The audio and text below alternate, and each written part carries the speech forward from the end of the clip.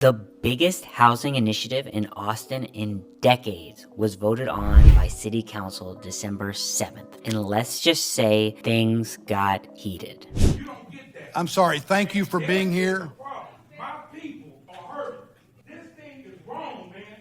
And that's If you want to know what it is and if it passed, you'll have to hit the like button and subscribe to find out more. The Home Amendment has taken many different forms over the course of the last year. It has been called the Home Initiative, the Land Code Amendment, and many other things. And over the course of the year, there has been countless meetings about this new amendment to the land code. The most recent ones are the Joint Commission meeting and the council meeting, the open house to learn more about the details of the bill, and they had the commissioners meeting where they voted yes for this housing bill, and then lastly, for the final vote by City Council. And if voted yes, all single-family zone lots and homes in the city of Austin will be affected, and most of these will come into effect in February of 2024. And it will probably be one of the biggest housing changes to Austin in decades. So what is the amendment? To keep things simple, this amendment was created and supported largely by city staff, and the ideas behind the amendment are to increase the supply of houses and allow smaller homes to be made, give homeowners more flexibility, which in turn will hopefully make the city more affordable for the average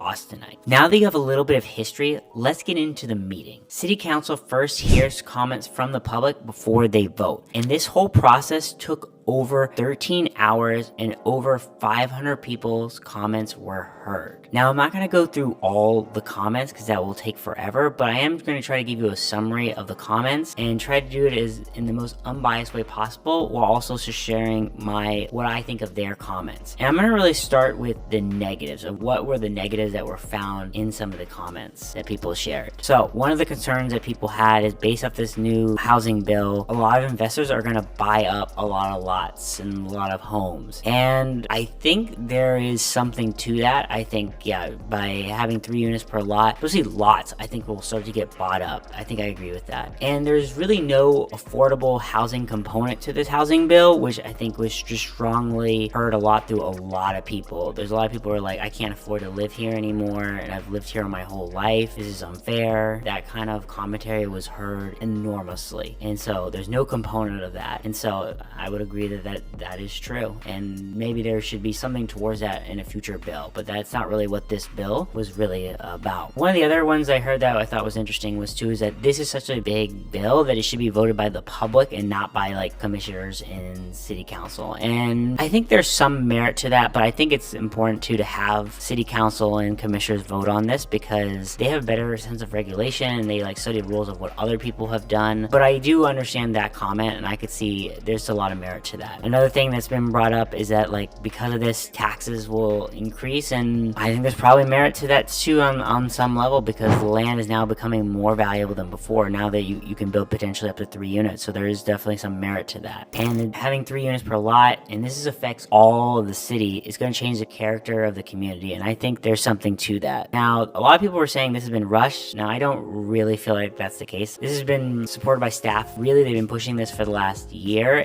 but only in the last like 4 or 5 months has this become really broadcasted out. But it has been talked about, and if you are really clued in, you would probably know about it. And a lot of people were asking for this just to get postponed. It's during the holidays, and I could kind of see why, but at the same time too, I think there's been a lot of deliberation on this, and I think this is my opinion. I think that something needs to change because development in Austin is very difficult. That's just my personal opinion. So those are just some of the negative comments, and to kind of reiterate some things. So from my experience, I work as a land developer. I don't primarily work in the city of Austin, although I do live in the city of Austin, and that's where I was born and brought up. But with that being said, a lot of these type of meetings tend to be negative. It tends to be people that don't like change in general, and they don't really trust the city council or staff in general, and people are just afraid of change. And so having a lot of negative comments is often very common, even if it's very clear that this could potentially be helping. So that is something I've noticed in these type of like meetings, that they tend to be a bit more on the negative side and not looking at things like holistically. But as I mentioned, some of those comments that I mentioned earlier have some merit to what they're saying. As I mentioned before, I have some bias. I was born and raised in Austin, lived here for 30 years. I work as a land developer. Those are just some of my biases, and even though I'm a land developer, I do primarily work outside of the city, and it has a large part to do with the fact that it's very difficult to do city development in Austin. It's very difficult. So let's kind of go through some of the pros. I mentioned some of my biases, but I think probably the biggest pro is that this is going to allow for more houses to be built inside the city and inside the city limits. And this is just like a major amendment that has really been needed forever. I think the last major amendment happened in 1984, and that's more than 30 plus years before I was even born. So something like this needed to be done. And some of the problems we have are because of the fact that nothing has really changed. So now you've got a summary of the positives and the negative comments that I heard over the course of like 12 or plus hours. The city council then deliberated for about another hour, and after a lot of deliberation, they voted 9-2 in favor of the housing amendment. So this did pass, and this is like the final meeting. So now this is going to go into effect. Now, I don't know exactly when it will go into effect, but I believe it's around February of 2024